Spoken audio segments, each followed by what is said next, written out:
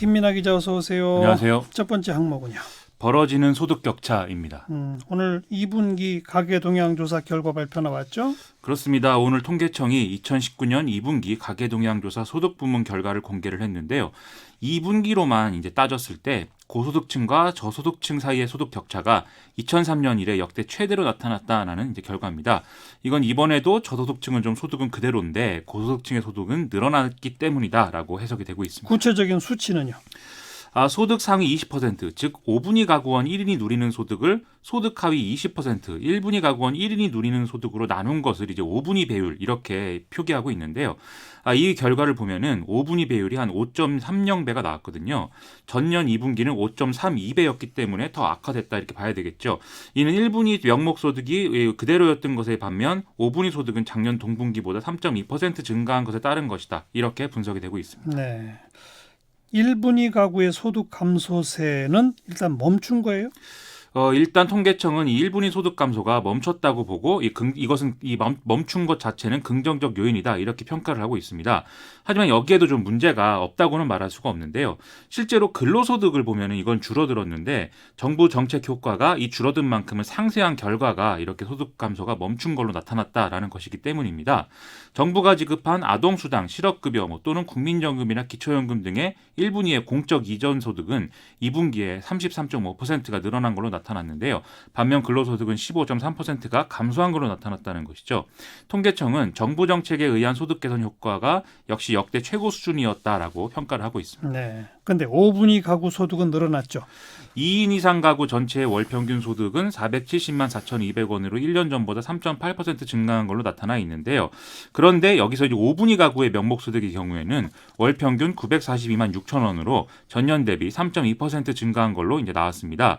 이것은 사업체의 임금 상승률이 4% 수준으로 꾸준히 이어지고 있다는 점이 반영된 것으로 해석이 되는데요. 2, 3, 4분위 가구도 마찬가지로 이런 정도의 소득이 늘어난 것으로 이제 나타나고 있습니다. 내부 구성의 변화도 좀 봐야 되지 않아요? 그렇습니다. 사실은 그게 핵심이라고 봐야 되겠는데요. 1분위 가구를 보면은 근로소득은 줄었지만 사업소득이 그만큼 늘어난 것으로 또 파악이 되거든요. 예. 또 1분위 근로자 가구의 비중은 작년 2분기 32.6%였는데 올 2분기는 29.8%로 좀 크게 줄어든 것으로 나타났습니다. 대신에 자영업자가 속해 있는 근로자 외 가구의 경우에는 같은 기간 67.4%에서 70.2%로 늘어났거든요. 즉 자영업이 부진한 상황 때문에 자영업자들이 1분위에 속하는 경우가 더 많아진 것이고 네. 이에 따라서 상대적으로는 소득이 양호한 근로자들이 2분위로 밀려 올라가는 현상이 이제 일어났다. 이렇게 봐야 되는 것입니다. 결국 자영업 부진의 영향이 크다 이 말이잖아요. 그렇습니다. 이 전체 가구를 대상으로 봐도 사업소득은 1.8%가 줄어서 지금 3분기째 감소세를 기록하고 있는 상황이거든요. 사업소득이 이렇게 3분기 연속 감소한 것은 2014년에 4분기부터 2015년 3분기까지 4개 분기 연속 감소 이후에 처음이라고 지금 합니다. 문제는 지금 일본의 수출 규제 강화하고 그다음에 미중 무역 전쟁 등의 대외 리스크가 너무 커진 상태이기 때문에 제조업을 중심으로 근로소득에 또 부담이 가해지는 국면이 지속될 가능성이 크다는 것인데요. 따라서 3분기에도 뭔가 좋은 결과가 나오기는 좀 어려울 것으로 예상이 된다. 이런 평가가 나오고 있습니다. 다만 통계청은 지금 확대된 근로장려세제 지급이 9월부터 시작이 된다는 점과 추경이 국회에서 통과될 경우에 일자리 사업이 확대된다. 이 점은 긍정적인 영향을 미칠 수 있는 요인으로 보고 있습니다. 네. 시사뵙기 두 번째 항목은요? 오늘의 판결입니다. 어떤 판결이요? 오늘 이제 여러 가지 중요한 판결이 많이 나왔는데요. 먼저 이제 이 장자연 씨를 강제추행한 혐의로 기소됐던 전직 조선일보 기자 조희천 씨에게 오늘 1심 재판부가 무죄를 선고하는 그런 판결을 내렸습니다. 증인인 윤지호 씨의 진술만으로는 형사처벌을 할 수 있을 정도의 공소사실 증명이 되지 않는다. 이런 판단이었습니다. 윤지호 씨는 뭐라고 진술을 했었는데요? 당시에 장자연 씨가 소속돼 있던 기획사 사장의 이제 생일 파티가 열렸던 날인데 이 자리에서 조희천 씨가 장자연 씨를 무릎에 앉히고 이제 강제추행하는 장면을 봤다. 이런 내용이었거든요.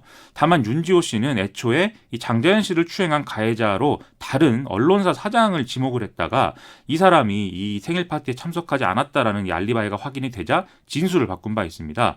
재판부는 그래서 이 진술이 바뀐 거에 대한 의문이 남는다. 이렇게 판단을 한 것이고요.